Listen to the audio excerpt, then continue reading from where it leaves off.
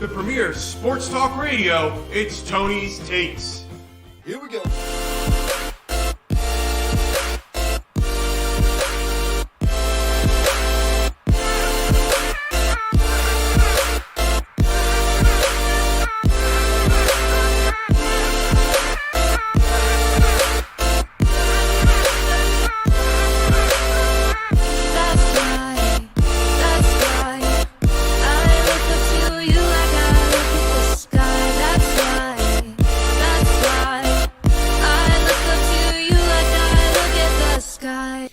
Welcome back to another great episode of Tony's Takes live right here on YouTube for the best show in sports talk radio. It is Tony's Takes, and of course I'm not alone in the studio. Sitting next to me is my co-host Jimmy D, Jim Jam. We've got a lot of energy in the studio today. Oh, Tony, I wish I did have a lot of energy. I don't know if you noticed when I walked in here today, but this is the first show since we started last year as me as the co-host in September.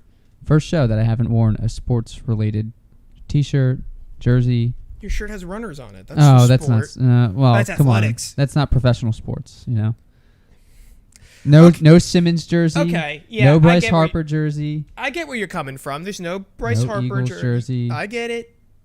I mean, I don't even own that many jerseys, and yet no Mickey Mouse jersey. What about a Ben Simmons jersey? Didn't wear it. That thing is not. It's probably never coming out ever again. And that's what we're going to be talking about today. I've got one of my signature Tony monologues all lined up for today's episode. Other topics we're going to be covering: the Phillies, they stink. The Eagles, they stink. And Ben Simmons and the 76ers, well, he stinks and they stink too. If you're here for the first time, please make sure to subscribe to us. We're live on YouTube as I speak. Make sure to subscribe, double-click the notification bell. That way you get notified every time we go live. In addition to that, follow us on Twitter at Tonys_takes. We're not at Tonys_takes. That's where you can find us on Apple Podcast. Follow us. Oh yeah, it is at Tonys_takes. It's the mailbag. I'm getting confused, Jim. TonysTakes.1851@gmail.com. And of course on Apple Podcast, search Tony's Takes. Leave a 5-star review. It will be read on the show. Now to the fun part. First order of business. We've got a new studio set up. Me and Jim are now facing each other a little bit better. We also have some new, I'm going to say equipment, and you're going to see the equipment later in the show. But for now, we need to talk about the one, the only, Ben Simmons. And folks, you're going to hear this. Jim, what's that the sound of? It's ruffling papers. When was the last time I printed out a monologue on this form of the show? I don't think ever. When I used to do the show with Rory, I had a piece of paper in my hand every show. I wrote out every episode of Tony's Takes back on Radio 1851, and I stopped doing that because paper's expensive. But for today's episode, we need it.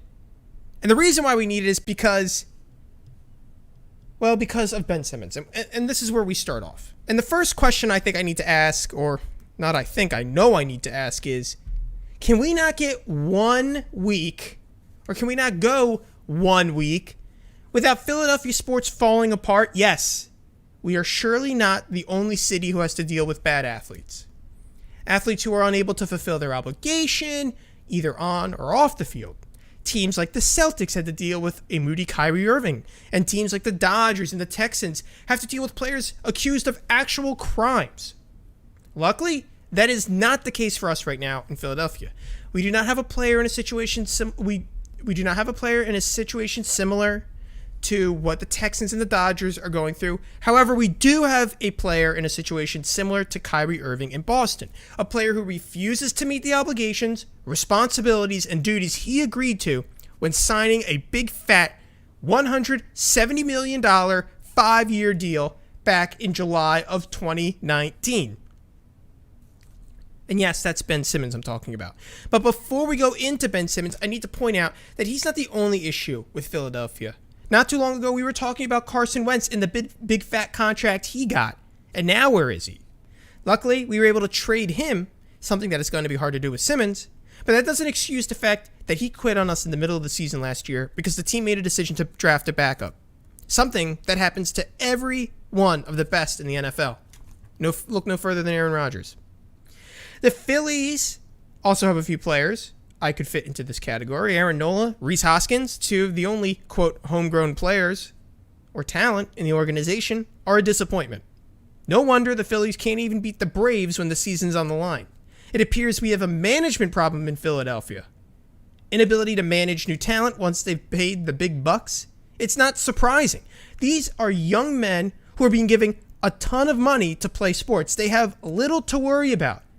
And most of their personal lives center around the concerns that the average American can't even think about. Which brings me back to Ben Simmons. And what makes this so frustrating in regards to him?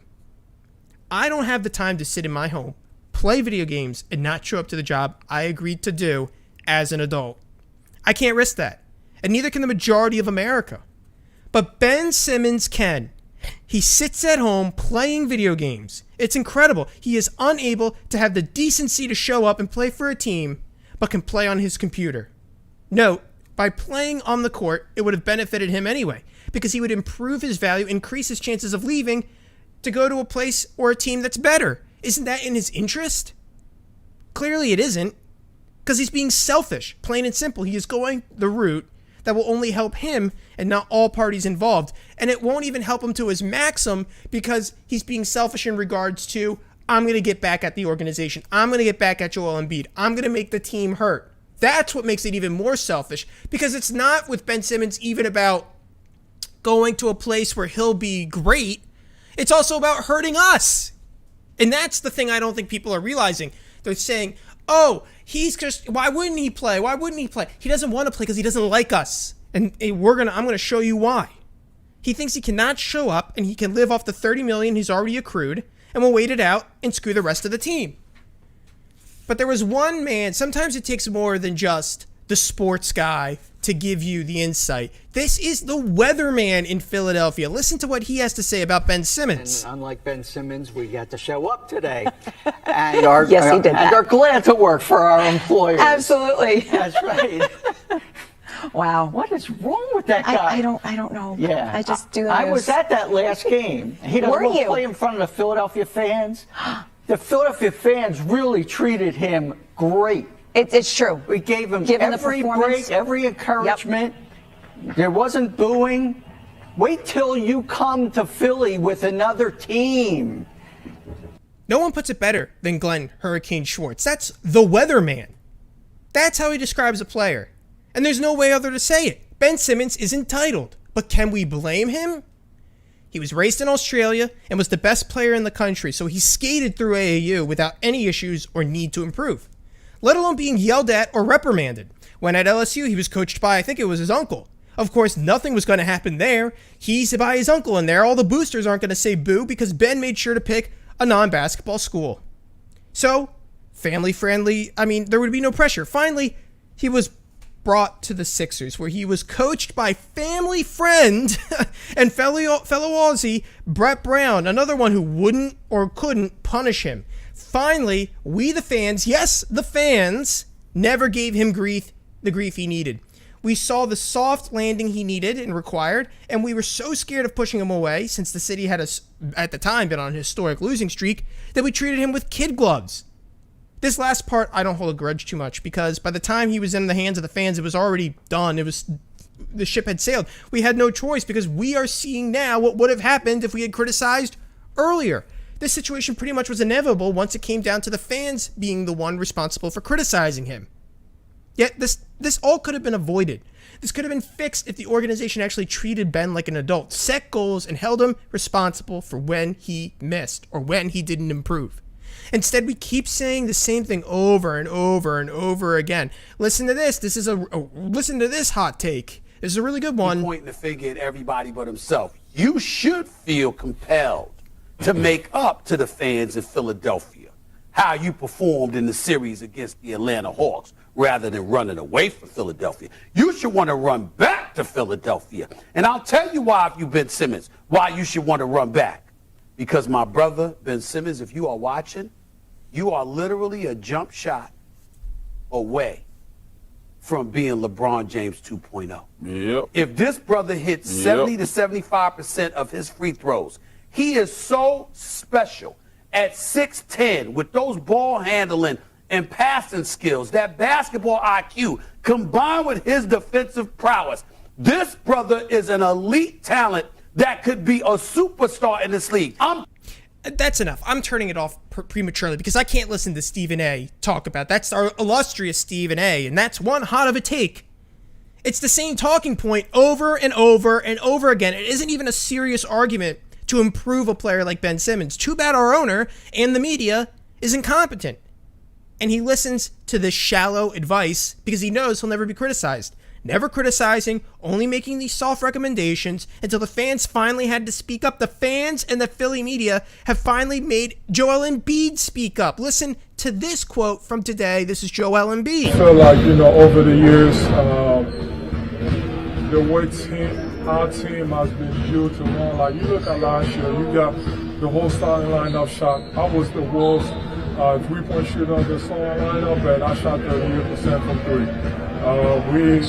We've always had shooters, and I feel like I can really play with anybody, and I can make anybody be better on the court. So I'm going to read the quote because it's a little hard to hear Joel in that. Our teams have always been built around, quote, his needs, his being Ben. So it's just kind of surprising to see. Even going back to the reason we signed Al, we got rid of Jimmy, which I still think was a mistake, just to make sure he needed the ball in his hands. Funny how that contradicts the Rich Paul and approved ESPN narrative pushed by Stephen A. Now, Ben and his corporate media Rich Paul allies released false statements of roving gangs and Philadelphia fans looking for Ben. This is the new excuse to not show up to practice, as if the fans were ever going to be let into the building. Here's a quote from Brian Windhorst saying how scared Ben is of the fans. It's not just that he doesn't want to play there anymore. He doesn't want to be in front of those fans. So for him, I don't think he intends to ever show his face there again unless he's part of a visiting team and he's one and out. Part of this is just a visceral thing. It's not even like about, I'm unhappy, get me out of here. I think he has instructed his agents, I'm not showing up. I don't want in front of those fans. I've actually wondered if this was a year ago where we were playing in front of fanless venues, or let's say the Sixers were relocated for some reason, like the Raptors were, and they were playing, in Florida instead of Philadelphia. He might have shown up. But I honestly think, based on the kind of things we've seen from him in the past, I think he just does not want to play in front of those fans. So Brian Windhorst is confirming it's the fans. And remember, Ben is so scared of us, he's willing to make up lies about us, the fans. Here's another quote from Ramona Shelburne of ESPN. Quote, I talked, and this is a quote from someone else that she had grabbed. I talked to someone close to Ben the other day, and they said, quote, what is the purpose of him showing up at this point? With all that has happened in this offseason, if Ben ever even shows up, let's say it's a month from now or 2 months from now, he has no intention of ever doing that. But what Ben Simmons are you going to get at this point? Mentally, emotionally, spiritually? He's going to be the same guy he was for you in the past few years? Spiritually? Guess he better get the Pope on the line. He literally is making up lies to say that he can't handle Philly fans, as if he was actually seeing how bad they can get. He hasn't seen how bad they can get. This guy has no clue, and I can't wait for him to visit us so we can show him a true welcome, as Glenn Hurricane Schwartz put it. But this gets to my final point. Will we actually ever see him? I think we should hold on for all 4 years. We have nothing to lose. And if he doesn't show up, we don't pay him. And he gets fined. So that $30 million he's sitting on, bring it back over here. Sure, he's taking up a roster spot in theory, but that's fine. But Tony, we may not get a free agent if we treat players poorly. I'm sorry, what free agents have we signed over the last years? Remember LeBron James? Oh yeah, he didn't sign with us. Jimmy Butler left. Also, we are treating him fine. His teammates agree with us. They tried to fly out and go to him, and he said no. And when they reach out, he rejects. I think players can see it. It's Ben's fault, not the organization's. People aren't that stupid. So to sum it all up, we have a management crisis. But luckily, I have the answer. We will hold this 24-year-old responsible and make him fill out his duty. Joe the plumber can't skip out on his job without repercussion, and neither should he. Ben should be held to account by an organization in a city that needs a backbone to enforce these things. We offered the deal. We live by the deal. Jim? Tony. First off, for all the fans out there, Tony's, he made this big deal about having the paper in the studio. He's throwing the pages everywhere, just throwing them everywhere. That's a red herring. The real thing here is Ben Simmons should and will show up to play in Philadelphia, and he will remain here as a starter on this team. Now, maybe that's a hot take alert. I don't know. Here's my thing. 25 years old, right? And you talked about Stephen A. saying the same argument over and over again. But the thing that needs to change is the niceties that they're doing to Ben Simmons, right? No more brother coaching him to shoot the ball. That needs to stop. Ben needs to become a part of a whole team. And that's going to happen once he starts getting fined and when he doesn't show up. So I do believe he will want to play. He's not going to want to sit out because what team is going to want him if he just sits out and plays like a screaming toddler? You know, if he sits on the bench, no team's going to want him. So I think he's going to come, and I think he's going to play, and I think that the roughness of this city will force him to have to play better. And he's going to have to get over it. I mean, we all have problems in our life. It happens. We go through rough roads. But we come out better for it, and that's what the city is trying to do for him. So I think he's going to come back. I think he's going to stay for the next 4 years, and he's going to play out his contract. Because, as you say, he would just sit on the bench, take up a roster spot, and lose all of his money. Without an incentive, he's not going to be able to play. So he wants that incentive. He wants the money. He's going to play. It's simple. He's not going to play. It's the NBA. He is too fragile. He won't show up. He'll sit there and he'll make it as uncomfortable as possible. Rich Paul is known to do this. That's why I'm saying never hire a Rich Paul player again and get rid of whatever his name. And he's not going to play. He's just not going to play. There's no way he plays. It's too awkward in the room. The guy can't handle any awkwardness. This is well known about Ben Simmons. He's not an outgoing person. He doesn't swim in awkwardness really well. He's already turned his teammates down. So if you think he's going to go back on the court and pass it around to his friends, that's just not going to happen. I just totally disagree. But I think we're on the same point in the sense that we shouldn't be afraid to hold him. You're going to go a little bit further. You're going to try to rehabilitate him. And I agree he has to play if he actually wants to be traded because there's no one's going to take him like this. However, I am in the more of the side of crime and punishment. You're committing the crime. We are going to punish you. I'm not about rehabilitation. I'm about justice, Jim. And this is a total injustice to the city of Philadelphia. Let's go to the chat. Frank goes, how is Ben going to handle being booed by the fans? I don't know if he's strong enough to handle it. Thank you, Frank. Steven goes, if the roughness of the city hasn't made him better by now, don't think the switch is going to flip for him. Steven, I'm going to disagree with you on that. We have not been rough to him. That's the one point Jimmy has is right, is that the fans now are going to definitely hold him to account. The problem is it should have been the organization. It should have never gone to the fans' hands. Should have never did. Yeah. They literally ruined the one good thing about Ben Simmons. We never complained about the process. Never. Ever. He's one of the few. I think we've been very quiet, yeah. Yeah, he's one of the few athletes who have never gotten it, who's only gotten encouraged. Same with Markelle Fultz. Sure. I think it was only after that missed dunk that people not woke taking up. That people were just like, we have to get rowdy. And now all of a sudden we're getting rowdy. He is kind of crawling back into his shell. It's like, and this guy's never been challenged in his life in the sense that he was the star of every team he's been on. So that's the problem. I think you have Ben Simmons. He's quiet to begin with. So if he comes out and he actually plays this year and he gets that first round of boos, yeah, it's going to hurt. There's no doubt about it. You're going to have all of your fans supposed to be on your side. They're going to be booing you when you first come out. And you're going to have to get over it. And you're going to have to play really good basketball, not just for the season, but into the playoffs. And, you have the take that he's not going to come back and he's not going to play one more game for the Sixers.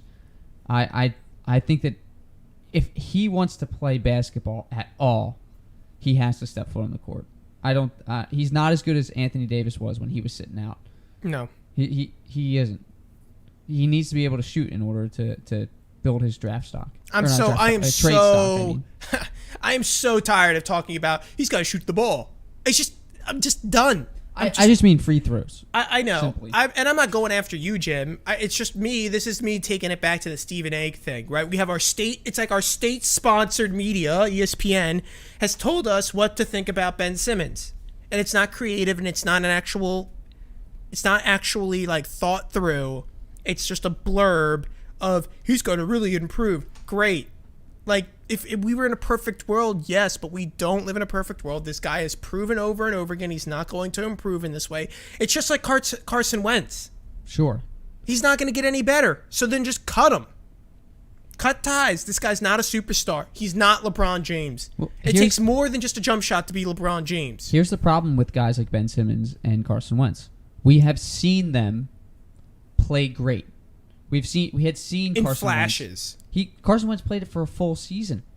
You know, he played 13 games at a high level and then got injured. But the issue with Wentz was the post-injury, which Sure. we all knew was going to be a problem because year after year he kept coming back injured and injured. Again, I didn't even think that was his fault. I thought that the coaching staff back then limited Carson Wentz from being able to run out of the pocket. It was clear that he stayed in. And that's the thing here with Ben Simmons is the staff has given him all of the freedom. They let his brother coach him to shoot the ball.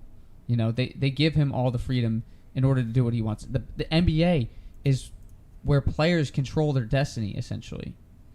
And I don't know, we're not getting the same result out of him. So I think the things that need to change are organizational management, kind of like what you're talking about. I feel like we're on the same sort of route. We just come to a different conclusion. And I think that Ben Simmons needs to stay and work on himself in order to have a long career in the NBA. If not, he's going to get traded, and I think he's going to fizzle out. Just like Carson Wentz being traded, and now he's sitting on the bench because he's injured. Yeah, that's what's going to happen. Jim, you're bringing up Carson Wentz. I'm bringing up Carson Wentz. Let's move on to the Eagles. I don't think there's nothing we can do outside of what we've just said for Ben Simmons. Yeah, well, let's go to the Birds then. Let's go to the Birds. And so, Eagles lose. Me and Jim tied 2 for 2. I'm hoping that me and Jim don't pick the same spreads. But I feel like the Eagles are so predictable that me and Jim are going to be picking the same record every game. I'm going to say this. These are a couple notes that I said. And I think I texted you, Jim, a couple of these. First, the Eagles need to this is your point. Sorry, I'm reading yours. I'm like, I didn't write that the Eagles need to reflect on their mission. What? I added that in there. My bad. Let me say that. Okay, the go Eagles ahead. They need to reflect on what their mission is for this season. One, do we want to play good football, or do we want to progress through the season, or do we just want to do the same thing that we did last year? That's my point. What is our mission here? What is our goal? Because what we're being told is different than what we're seeing on the field. Tony? Okay. What I saw was a big time of possession issue on Monday. Jim has the strategic look. I've got a tactical one. This is the tactical look. No time of possession. The defense looked fine. They did look fine in the beginning. They held the Cowboys and put the Cowboys in some tricky situations and took advantage. There was the first turnover of the season and the first defensive touchdown of the season. We got to give them credit there. They did put pressure on Dak. The problem is when Nick Sirianni puts the offense out and they can't even get a first down, Dallas Goedert gets a big run and we don't do anything with it. So now, okay, time to get the offense off the field. And the Cowboys, if the defense is tired, because they did 2 stands in a row, right? They scored a touchdown, so that means they're coming back out again. They're going to be tired, and Dallas just ran it down the middle. And they have 2 good running backs now. It's not just one, they have 2. And so I think that was, for me, the biggest takeaway in the sense that the Cowboys are good enough to score on your defense. Your defense can hold the Cowboys, but they've got the tools to score still. And you need to, 1, rely on your defense to hold them under 28. But if you can't score touchdowns on your end, on the offensive end, well, you're just leaving your defense out to dry. That was my big takeaway. Yeah, that's sure. I mean, yeah, you were texting me during the game about that, and it was clear. I missed the first half of the game. I was away for a little bit, but when I came back for the second half of the game, I was disgusted at what I was seeing. Basically, all of our touchdowns were scored in trash time. We were down either 2 or more touchdowns score-wise, so it was brutal to watch. Not a fun game. You're going down to Dallas. You expect the the Eagles Cowboys rivalry to kind of take hold and it to be a fun night. Even if it's a close game and you end up losing, like you still hope that it's fun for you. This was not fun as an Eagles fan. It was brutal the whole time. Tony, one of the questions I wanted to bring up to you is the problem Hurts or is it Sirianni? So Steven goes, Sirianni is terrible at play calling, and Frank says this team could realistically lose their next 4, and I'm afraid Sirianni is the issue, in the sense that I don't think his play calling was that good, and I think it's reflective of the fact that we saw Hurts throw it really well against the Falcons, play okay against the 49ers, but this was really bad. Yeah, and I think a lot of it had to do with Sirianni not putting Hurts in a situation to win. How about the only 3 runs by running back? Exactly. That's my whole point. There's no time of possession. We need to run the ball. You can't bring out, in theory, a rookie quarterback because he hasn't played a full 16 games, which equals 1 season, and then not run the ball and give him any support when you have a capable running back to take on 15, 20 touches. It's been 40 years since there was a game where only 3 runs by a running back. Ever. In the NFL. 40 years since the last game that's happened. That's Sirianni's fault. Yeah. If you want to run the ball. Don't do an RPO because you're always giving the option for your quarterback to throw. And the Cowboys defense isn't that great. So if we're running downhill, don't do the RPO because it leads to fumbles and bad decision making. Run the ball. Trust you have Lane Johnson out there. Trust that he can get you 5 yards. Yeah, I agree. And here's the issue. We win that Super Bowl 2018. Which had a lot of running. Which had a lot of RPOs. Because for Nick Foles. Remember they developed the Frank Reich and Doug Peterson sat down with Nick Foles when he took over for the season. And they said, what did you do really well? And they looked back at the year where we went to the playoffs and we lost to the Saints. And Nick Foles was running RPOs. And that was like the thing, Chip Kelly came in and they stormed and they went in and we were like, wow, Chip Kelly. 7 touchdowns in 1 game. Exactly. So long-winded, but the point is RPOs worked really great for Nick Foles. We win the Super Bowl and it's like the front office is like, we have to just have that again. We have to just have RPOs. The quarterbacks have to learn that system and live that system. You can't have anything that fits the actual talent that we have on the field. So now you have Jalen Hurts, who is a mobile quarterback, right? They're giving him the RPO. So, and it's not new. All these teams have seen this in the last 4 years from us. So what's happening is you're just getting the same thing. We're just a machine. We're just churning out the same plays, and this isn't going to be a successful season if we just do the same thing over again. If you want to run the ball, call a run play. If you want to throw the ball, call a pass.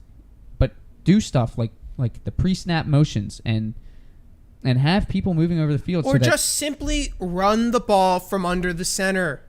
But you don't, you want to confuse the defenses. But the problem is we're doing the same thing every week. So the defenses know exactly what to look for. How come we never pitch the ball to the outside? That's never even an option. I know. Or I've even seen Dak Prescott do a speed option where they run out with the backs following him and he chucks it. Yeah.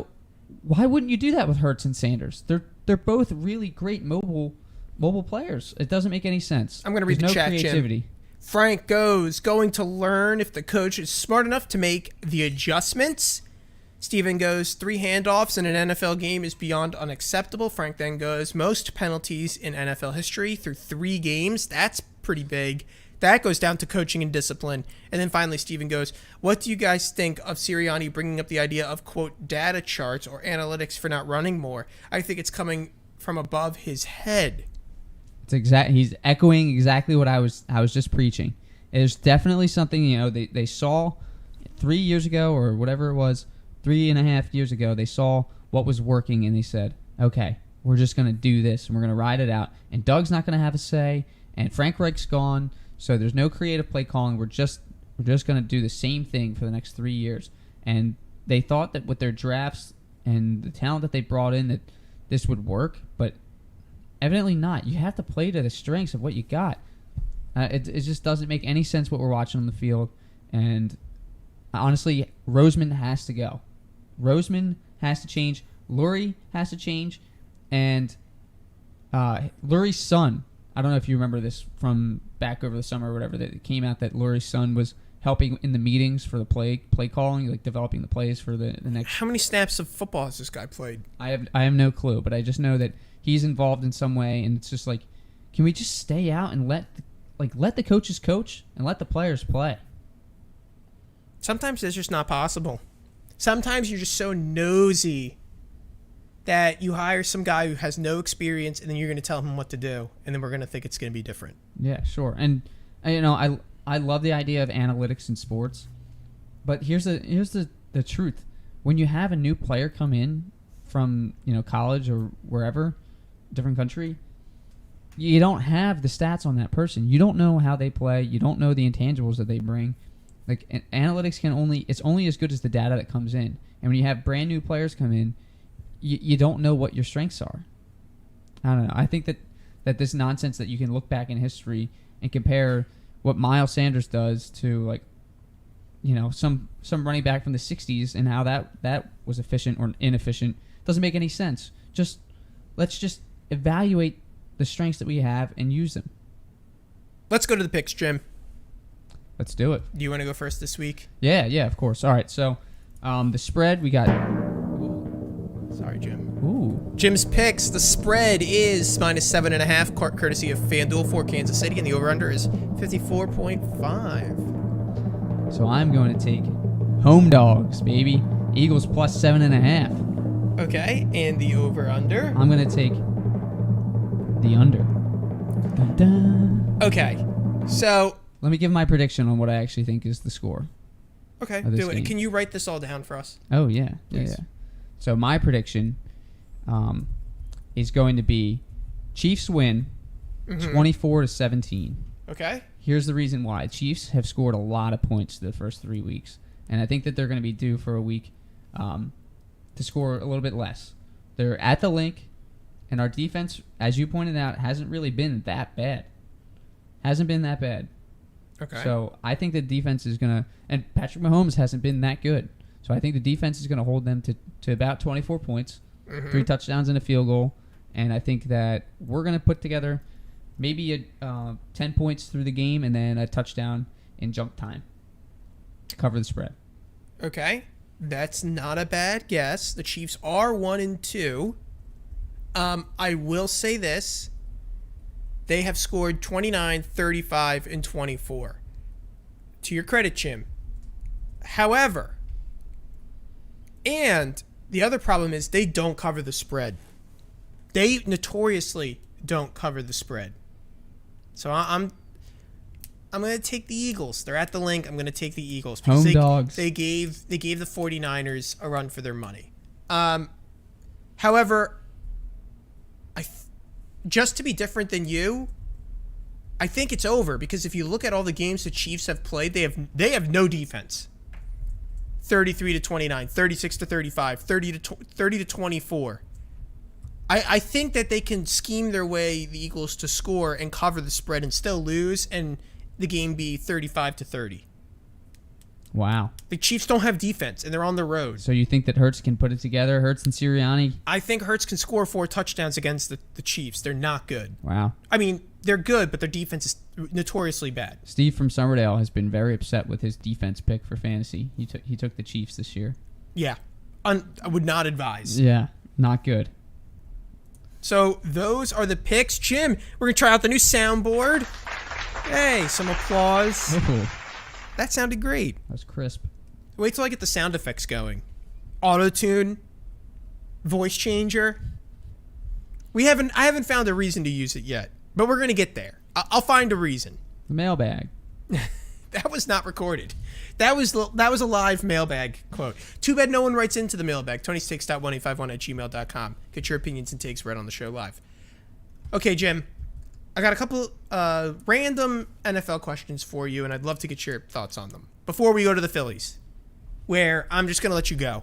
The Phillies is like, I'm going to take you off the leash, and you're just going to run wild. Okay. Because it's a disgrace. It is a disgrace. Jimmy texted me at like 10:30 at night, like heartbroken. Like, this team's a joke. I've been very upset. I can't blame you. So here's a good question for you, Jim. Which one of these 3-0 teams is the most fraudulent to you? Broncos, Raiders, or Panthers? Here's the problem. I think they're all kind of fraudulent. Yeah, well, But that's just me. I can pick the one that's the best out of those, though. would you say the Raiders? Yes. Yeah, I would say the Raiders. Coach as who's well. done it before. Derek Carr's competent. He's played well before. This isn't like random. Also, they beat the Ravens, the Steelers, and the Dolphins. Which, Steelers are bad, but the other two are good wins. yes, I think that there's at least 2 good teams in there. You look at the Broncos. They've played the worst teams They in the beat league. the Giants, the Jaguars, and the Jets. And then the Panthers, they beat the Jets, the Saints, and the Texans. So if I have to go purely off of schedule, I'm going to say the Broncos are probably the most. Their defense is good, but I feel like when they face like AFC teams, it's going to be a test. But who knows? Maybe Teddy Bridgewater isn't that bad. Maybe the AFC West is just really strong. Yeah. Because the Chargers look really good. The Chiefs are still dangerous. And the Raiders are in that division. And the Raiders are a real team. I'll give you a better answer when the Panthers play the Eagles. And then I can give you the actual answer. But I do think if I had to give anybody a nudge, I'd say the Broncos get the nudge because I think their defense is far better than the Panthers. Although the Panthers haven't let up many points at all. They only let up 10 points a game. The Panthers have the best defense in the league, too. I know, it's One of crazy. the best. I think it's the Panthers. Wow.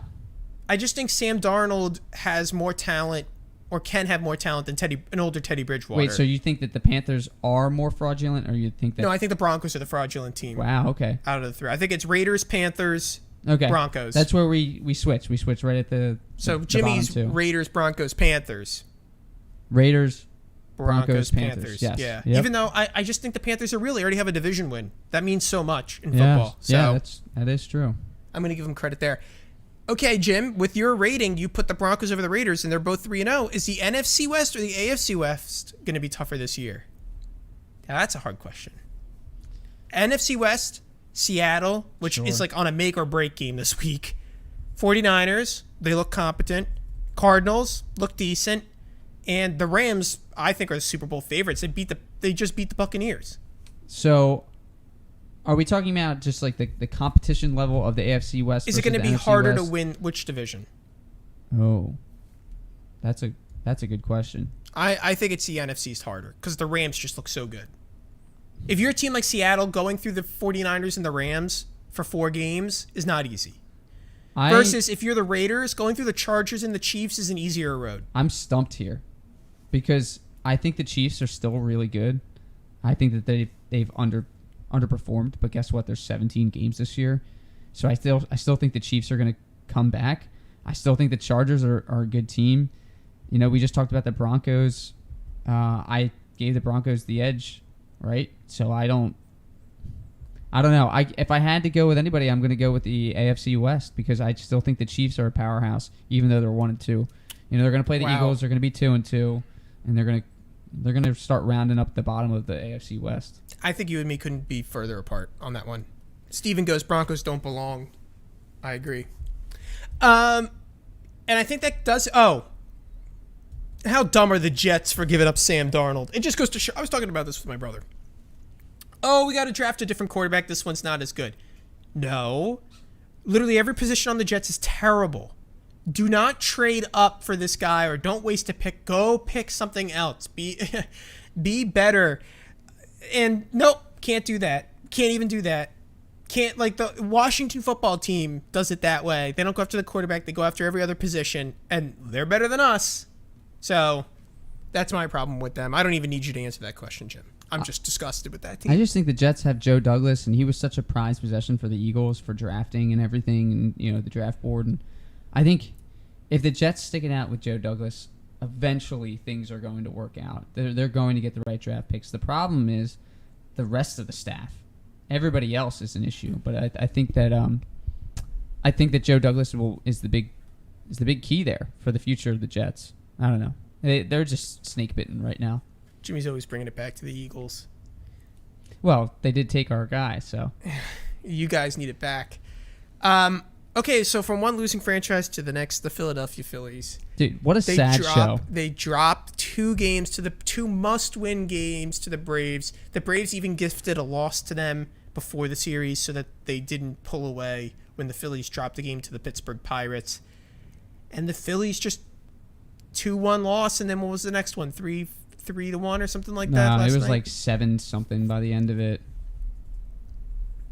It was really bad. It was horrible. You know what? And they're losing. Go, Jim. Go. They're losing Say 1-0 right now. This organization Here we go. disgusts me. Here we Disgusts go. me, dude. We have one game. We're playing one game into the series, and I'm sitting there and I'm like, Bryce Harper's up the bat. It's the 9th inning. Bryce Harper's up the bat, and you know what? He walks, and that's fine. But you got to be kidding me. We have Wheeler on the mound. It's 2-0. Like, I don't know how much else you need from the pitching. We're supposed to have some of the hottest bats in the league. JT Realmuto, Bryce Harper, Gene Segura. That's pretty much all you need. If you had Rhys Hoskins, I don't even know if we'd even have this issue right now. I don't even know if we'd lose our minds the way that we are. But the fact of the matter is you had an opportunity to go down to Atlanta and to win 2 of 3 to make it a real push for the playoffs. We've had 10 years of this pain of not being in the playoffs after some of the greatest baseball we ever watched in our entire lives from 08 to 11. This has been disgusting. And now, you know, I'm very grateful that Bryce Harper is in the running for the NL MVP, but now all I'm resorted to cheering on Bryce Harper, a single player, for the last 4 games of the season. And now I wanted a chance. I wanted a chance at the playoffs. But when it's in your grasp, you're playing the team that is 2.5 games ahead of you and you have 3 games against them. You're playing that team, and you just crumble when you have your ace on the mound, holding them to 2 runs. Charlie Morton throws 7 scoreless innings against you? You got to be kidding me. That guy played for, like, the Pirates or something. Jim, Disgusting. It goes back to my other point. We have Hoskins, we have Nola. They don't do anything. And Howard Eskin, Howard Eskin on the noon show on 94 WIP, literally just says that this farm system, if you could call it that, it's like there's a drought on this farm for the last 30 years or whatever, is a disgrace. The Phillies minor league organization, the one thing that makes you successful in baseball because the draft doesn't matter, and we can't even do it right. We can't even do it right. The drafting stinks. The farm system stinks. We got Didi Gregorius playing for $14 million, batting .211. We have guys we don't even know. Just called Alec Bohm back up. Oh, we got great. Odubel Here Herrera he playing comes. center Bring field. him up. You know what? I didn't want Odubel on the team to begin with. And you watched that game last night on September 29th, and he has an error at center field for a ball, like a ground ball, just watching the ball go past him. Every single move I've seen over the last 5 years has bit us in the behind. We bring Freddie Galvis back. I was really excited about that, and guess what? He hasn't done anything. You got Ronald Torreyes. Wow. Ronald Torreyes. He's amazing. Great. Yeah, right. There's nothing here. There's no talent here. Andrew McCutchen, I was, so excited 3 years ago or 2 years ago when they brought him here. He hits a home run his first at bat. What's he doing? He's batting .220 against right-handers. But this team stinks. The players aren't that good. We're lucky that we're a 500 team right now. We're probably going to lose out, end up being 500 because that's all we've been for the last 3 years. And it wasn't Gabe Kapler's fault. It's not Joe Girardi's fault. The team just stinks. The owner stinks. No, it's not the coaching. The coaching we have proven with the coaching. These guys who are okay managers go all the way out to San Francisco. San Francisco hasn't been relevant for the last couple of years. They're winners. 101 wins. They're winners. You kidding me? They're over 100 wins this year? And Girardi, okay, he's been a little inconsistent, but he hasn't been negligent. He hasn't cost the team more wins than the players have cost the team wins, right? The players are costing the team wins more than the managers are. We have nothing to trade. No. Essentially, no. This isn't a process. There is no process in baseball in the sense that you just don't get to you don't get to tank and then trade around for one good player. This is as organic of a sport as it gets. Let's see where we're at on the payroll this year. We're 5th overall. And I don't want to hear about the Yankees. The Yankees pay these guys, and they don't have to worry about their farms. Yankees call guys up. Aaron Judge was called up. The Yankees are 570 for their winning percentage. Right, and I was going to say, they spend all that money. They're on the longest losing drought of their franchise. So don't tell me it's all about the money. When the Tampa Bay Rays are going to the are winning that division and going to the World Series way more than the Yankees are, and they do it on the lowest budget in baseball. Name another team. The Astros. They didn't have a crazy budget, but they stayed consistent. The Red Sox somehow retool every 3 years. Now they pay their guys, but they let Mookie Betts walk, and they're back at 100 wins or closing in on it. You got the Rays that are 26th in the league with a 620 win percentage. You got the Mariners that are 25th in the league as far. Look at the Blue Jays in salaries. I mean 25th. Oh yeah. Yeah, 25th and 26th in the league, and they have a 560 win percentage and a 620 win percentage. The Mariners and Tampa Bay respectively. So it doesn't take money, but we are spending all of this money on players that aren't very good, and that's my point. You know, you lose Rhys Hoskins. Okay, we know that we're not going to have as many wins without him. But if your season is relying on an average first baseman, then what are we talking about? And like everybody loves Brad Miller. I love Brad Miller too. I think he comes in, he hits home runs. But guess what? If you have Brad Miller starting on your team, it's probably a bad sign. If you have Matt Vierling starting at first base, it's probably a bad sign. Those guys look unathletic compared to the rest of the team. If you need the right players, you need the homegrown talent like we had Cole Hamels. Or like when we had J-Roll. These signed players are supposed to augment our team. We're supposed to be at 500 with our homegrown talent, and then we sign a guy like Bryce Harper to buy us 15 wins in a season, right? And before the season, you and I were talking about all the pitchers that they signed. And you know what? I didn't hate those signings. I thought that they were great. The pitchers came out, and they didn't play as good as we thought that they were. Archie Bradley wasn't as good as I thought he was. Sam Coonrod, not as good as I thought he was. So we've had these issues, and part of that is the front office. They need to figure out who are actually good players, and are we willing to spend that amount of money for them? We're spending too much money on players that aren't that good. And clearly. And that takes away from the money that we can give to somebody else. There's no cap in baseball, but simply we don't have enough money. We don't have endless. We don't have the money printer in the back of the room making everything. And for Bryce us. Harper's not making that much money. Everybody needs to realize that he's making $25.2 million a year to play for MVP, to be the MVP of the league. And like everybody wants to say, oh, it was a bad contract. It's not a lot of money, and he's like you said, he's in the running for MVP. He's been worth every dollar. He's the only guy who's worth that money. Yep. Even in the years where he wasn't MVP talent, he was still worth the money. He hasn't disappointed at all. It's just the rest of the team. He's a great leader. I know that we've given Nola a lot of crap this year. He's still a good player. He's not an ace of the team. Zach Wheeler's obviously the ace. Ranger Suarez, great sign for the future to be a starter.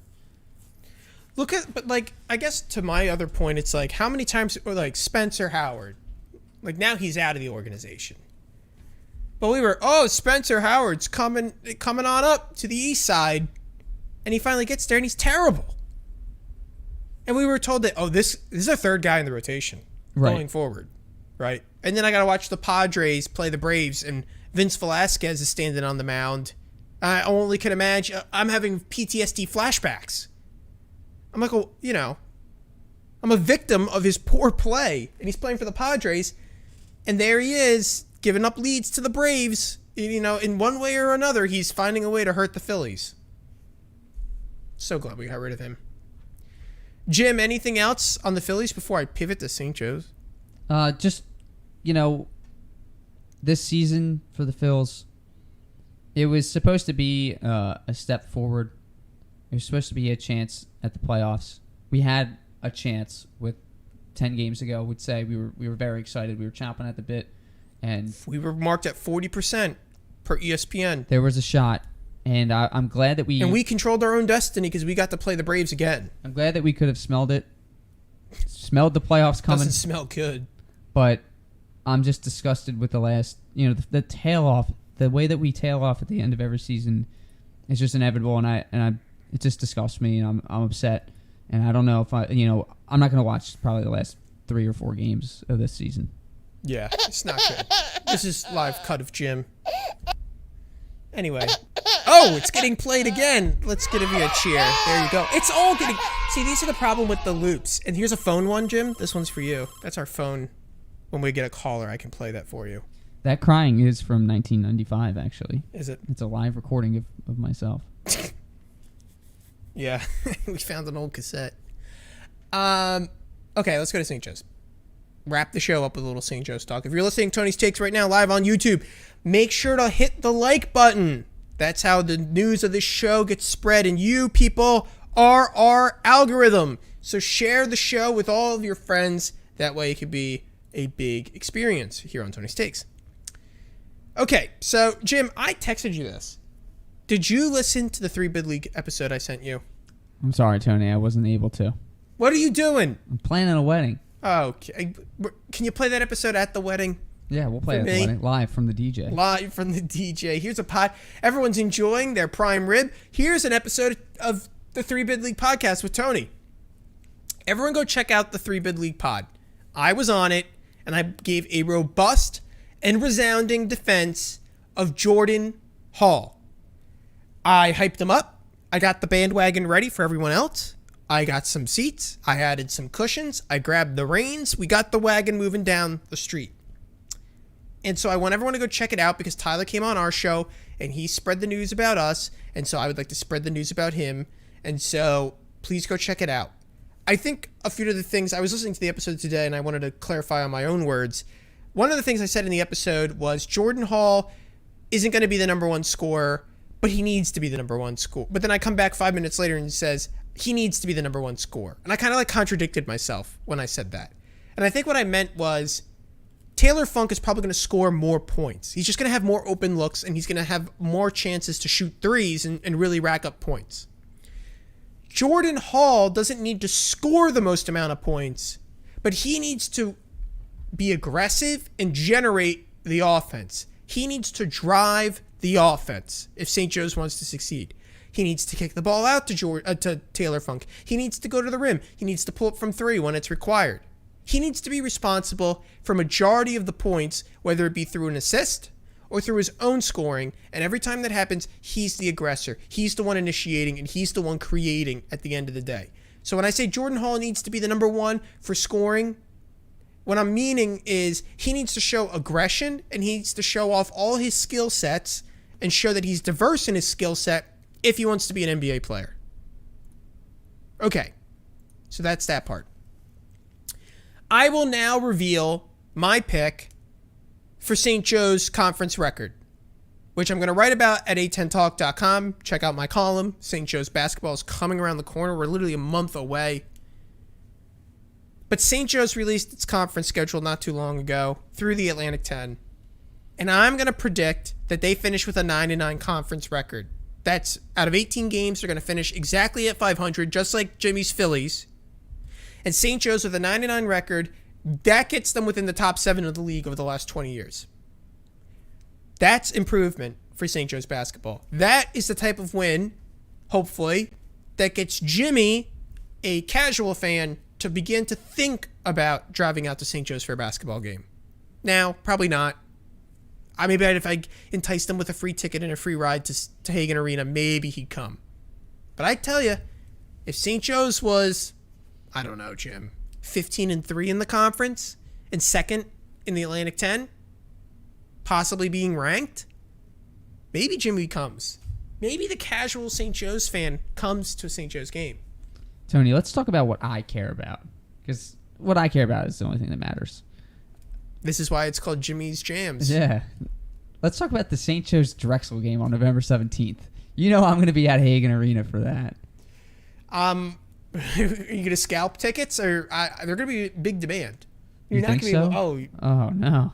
The revenge game? Well, Are you telling me I'm an alumnus, dude. that you're going to get tickets to the revenge game of the year? Yeah. Drexel? Drexel. After that horrible loss last year, I have to be there. I have to be at Hagen. Will your brother go? Oh yeah. Oh, this will be a family affair. I'll try to convince. I'll work on producers Sean P and Tommy Higley to give me their 2 tickets, and I'll bring you and Wig Splitter Oh baby. or Vection Night, Whichever alias. alias he chooses for that evening. Well, also, Big Five, man. We always talk about this every year. Drexel's not in the Big 5. No, that's City 6. We don't recognize. Yeah, that. I know. But I'm talking about Big 5 games. Oh, We need. I got tickets to the Temple game. Where's St. Joe's finishing in the Big 5 this year? You won a Big 5 record. Oh yeah. I think we beat Temple. I think Okay. we beat Penn, and I think Lose to Nova. lose to Nova, Damn. and we beat LaSalle twice. 4-1. I think we could tie for Big 5 and like hope and pray LaSalle beats Villanova or Temple beats Villanova. Because we're never the ones who beat Villanova. But those other 2 schools have a history of like being sneaky and sneaking a win in. Sure. Or like I've seen like Penn beat Nova a few years Yeah. ago. Those are the they always take care of business. We got to take care of everyone else. Sure. Temple's one that I hate losing. I feel like they've beaten us a lot more than we've beaten them over the course of my time at St. Joe's. Yep, I agree. Yeah. And I kind of don't like that.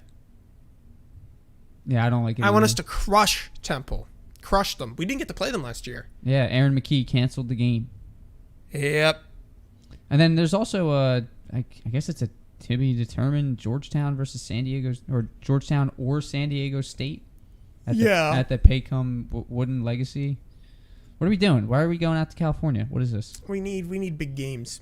We're a big time program. Oh, We need big games, Jim. it's better than the Auburn. I hit the mic. It's better than the Auburn. Who was it? Who was the other team we played in that tournament down there? Kansas. Kansas. So yeah, Auburn, You mean Kansas number opportunities. 3 ranked Kansas, and Yeah. then the best part was we came back and we're like, oh, let's play Villanova, and then after playing Villanova, we're like, hey, let's try Tennessee. Let's try to beat them. St. Joe San Diego State was my first ever Joe's game.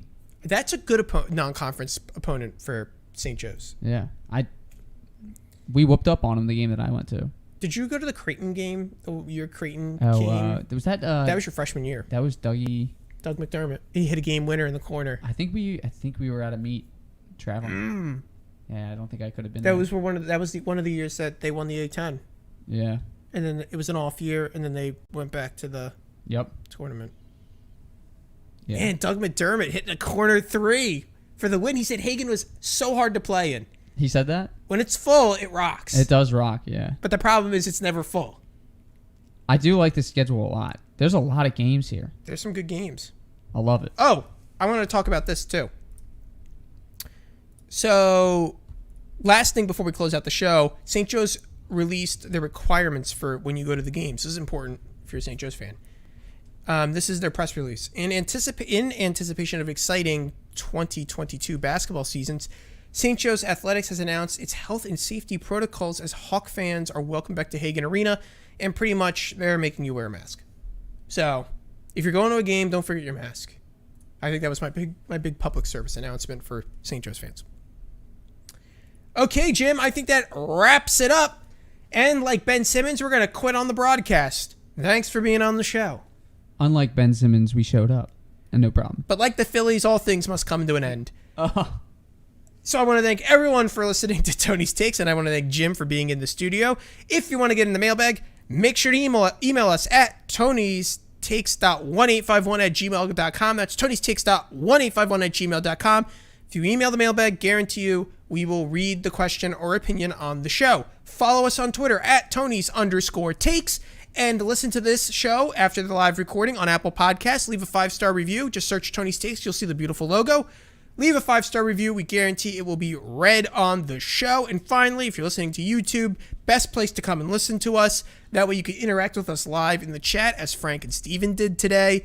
And so if you're there on YouTube, make sure to subscribe. Double click the notification bell. That way you get notified every time we go live. And make sure to like our videos and spread them around. We'd really do appreciate it.